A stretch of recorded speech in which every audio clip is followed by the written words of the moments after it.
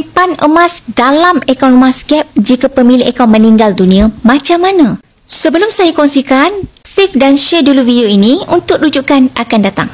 Emas adalah duit. Simpanan emas dalam akaun gap sama seperti simpanan duit di akaun bank. Cuma ia dibekukan dalam bentuk gram emas dan anda perlu jual jika anda nak dapatkan tunai. Jadi jika berlaku kematian, tuntutan emas di dalam akaun emas gap sama seperti tuntutan duit dalam akaun bank. Waris boleh datang ke cawangan terdekat Publigo dan mengemukakan beberapa dokumen.